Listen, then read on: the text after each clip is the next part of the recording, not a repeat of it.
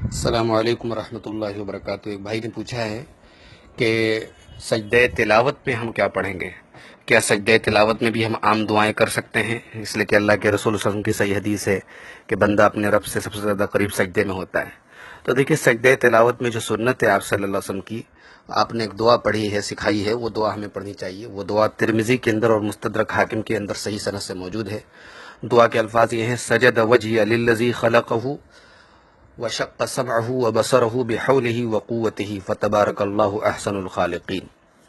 ترمذی کے اندر جو ہے صرف بحوله وقوته تک کے الفاظ ہیں، اور فتبارک اللہ احسن الخالقین یہ الفاظ مستدرک حاکم کے اندر ہیں۔ یہ الفاظ بھی صحیح طرح سے ثابت ہے، تو یہ دعا سجدہ تلاوت کے اندر پڑھنی چاہیے۔ اور چونکہ یہ نماز کا سجدہ یا عام سجدہ نہیں ہے بلکہ ایک خاص سجدہ ہے، تو اس لیے جو ہے اس میں عام دعائیں نہ کر کے بہتر یہی ہے، سنت یہی ہے کہ آدمی جو ہے اسی دعا پر اکتفا کرے۔ اور یہ بھی یاد رکھیں کہ سجدہ تلاوت جو ہے یہ فرض اور واجب نہیں ہے، بلکہ اللہ کے رسول صلی اللہ علیہ وسلم نے کبھی سجدہ تلاوت کیا ہے، کبھی نہیں کیا، لہٰذا یہ سنت اور افضل ہے، کیا جائے تو بہتر ہے، نہیں کیا جائے تو کوئی گناہ کی بات نہیں ہے۔ اور تیسری بات یہ بھی یاد رکھیں کہ سجدہ تلاوت کے لیے باوضو ہونا شرط نہیں ہے، بغیر وضو کے بھی سجدہ تلاوت اور سجدہ شکر کیا جا سکتا ہے۔ ایک دوسرا سوال کسی بھائی نے یہ کیا ہے کہ بینک کا مسئلہ ہے کہ بینک کے اندر جو ہے جو انٹرسٹ ملتا ہے، اس انٹرسٹ کا ہم کیا کریں؟ ہمارے یہاں اصل میں جو بھی بینک ہیں، سارے کے سارے بینک جو ہے یہ انٹرسٹ پر کام کرتے ہیں، سود پر کام کرتے ہیں، سودی بینک ہے، اور ظاہر ہے کہ سودی بینک میں ٹرانزیکشن کرنا ہی ایک طریقے سے غلط ہے اور حرام میں تعاون کرنا ہے، لیکن ہماری مجبوری ہے کہ ہمارے پاس اس کا کوئی بدل، اس کا کوئی الٹرنیٹ نہیں ہے۔ ہمارے یہاں سارے بینکس جو ہیں یہی ہیں، انٹرسٹ بیسڈ ہیں، اور ہمیں انہی کے ذریعے کاروبار بھی کرنا ہے اور پیسوں کی سیونگ کے لیے بھی ہم انہی کے محتاج ہیں۔ تو ایسی صورت میں ہم جب ان میں اکاؤنٹ کھولتے ہیں تو اس میں ہر سال ہر 6 ماہ پر ہم کو جو ہے انٹرسٹ ملتا ہے، تو لوگ اکثر پریشان ہوتے ہیں کہ اس انٹرسٹ کی رقم کا کیا کیا جائے۔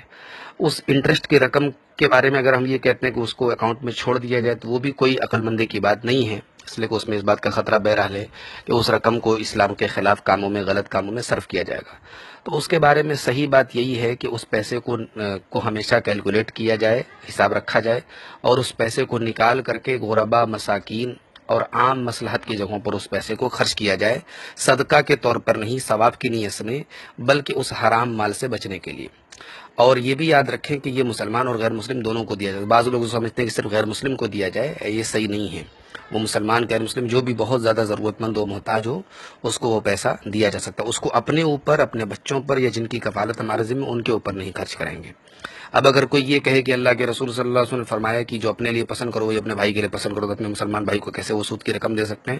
تو دیکھیے، یہ اصول ہر جگہ فٹ نہیں ہوگا کہ جو اپنے لیے پسند کرتے وہ اپنے بھائی کے لیے پسند کرو۔ ہم اپنے لیے زکوٰۃ نہیں پسند کرتے، لیکن ہم زکوٰۃ کسی غریب کو دیتے ہیں، تو اسی طریقے سے وہ رقم ہم جس کو دے رہے ہیں اس کے حق میں وہ حرام نہیں ہے، اور ہم اس کو ثواب کی نیت سے نہیں دے رہے، بلکہ صرف اس لیے کہ وہ مال ہے، وہ ضائع نہ ہو، غلط جگہ استعمال نہ ہو، اور اس مال سے ہماری جان چھوٹ جائے، اس مقصد کے لیے، اور اس غریب اور فقیر کے کام میں آ جائے، اس مقصد کے لیے ہم اس رقم کو دے سکتے ہیں۔ اس کا اور کوئی استعمال فی الحال ہمارے ملک کے حالات میں، میری نظر میں، اور جو مستند علماء کا فتویٰ ہے اس کی روشنی میں موجود نہیں ہے۔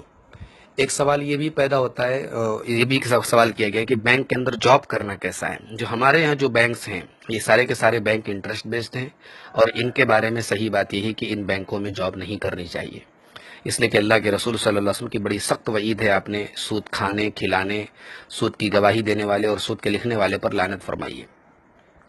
اس لیے علماء کا متفقہ جو ہے، مستند علماء کا متفقہ یہ فتویٰ ہے کہ کسی بھی سود والے بینک میں نوکری کرنا جائز نہیں ہے۔ اللہ تعالیٰ نے ہمارے لیے بہت سارے حلال روزی روٹی کے راستے رکھے ہیں، ہمیں ان کی تلاش کرنی چاہیے، ہمیں اس حرام کام کے پیچھے نہیں پڑنا چاہیے۔ حتیٰ کہ بینک کے اندر ایسا کام جو ڈائریکٹ اس بینک سے ریلیٹڈ نہ ہو، یعنی مان لیجئے بینک کے اندر کوئی گارڈ بن جائے، یا جو ہے کلرک بن جائے، تو یا کوئی بھی ایسا کام جو ڈائریکٹ جس کا لکھنے پڑھنے اور ٹرانزیکشن سے تعلق نہ ہو، وہ کام بھی جو ہے علماء کا فتویٰ ہے کہ نہیں کرنا چاہیے، اس لیے کہ اللہ تعالیٰ نے سورہ مائدہ کے اندر فرمایا وَلَا تَعَاوَنُوا عَلَى الْإِثْمِ وَالْعُدْوَانِ۔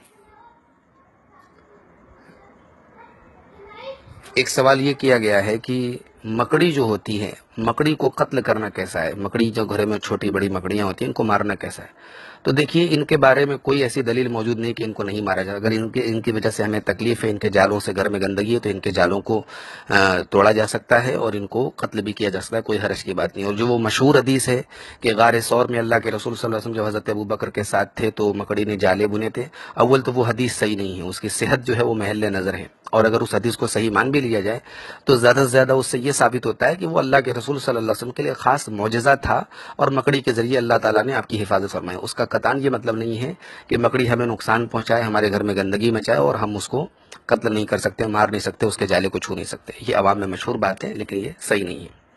इसी तरीके से एक सवाल ये किया गया है कि अगर कोई आदमी रात में बीवी से मुलाकात करे और आदमी फिर तहज्जुद पढ़ना चाहे तो क्या वो सिर्फ वज़ू करके नमाज पढ़ सकता है? बिल्कुल नहीं। अगर आदमी ने बीवी से मुलाकात की है तो वो नापाक है, जुनबी है, उसके ऊपर गुस्ल वाजिब है। अल्लाह ताला ने कुरान में सूरह निसा के अंदर फरमाया कि वह इन कुंतुम जुनुबन फत्तहरू, जब तुम हालत जनाबत में हो, बीवी से तुम मुलाकात की हो या हालत जनाबत में हो, तो तुम मुकम्मल गुस्ल करो। तो गुस्ल ही करना ज़रूरी है। अगर पानी नहीं है या गुस्ल करने पर इस बात का यकीन है कि सख्त बीमार पड़ जाएगा इंसान और पानी गर्म करने का भी उसके पास कोई रास्ता नहीं है, तो उस सूरत में गुस्ल के बदले फिर वो तयम्मुम करेगा, वज़ू नहीं करेगा। गुस्ल का जो अल्टरनेट है शरीयत के अंदर वो वज़ू नहीं है, बल्कि उस सूरत में जब आदमी गुस्ल करने लायक नहीं है या गुस्ल करने से जान का ख़तरा है या पानी मौजूद नहीं है और पानी है, ठंडा है, पानी गर्म करने का कोई साधन उसके पास नहीं है, तो उस सूरत में वो तयम्मुम करके नमाज पढ़ सकता है। लेकिन ऐसी कोई दलील मौजूद नहीं है शरीयत के अंदर कि आदमी रात में बीवी से मुलाकात करे और फिर वज़ू करके तहज्जुद की नमाज पढ़े, तो ये बिल्कुल भी सही नहीं है। वल्लाहु आलम बिस्सवाब।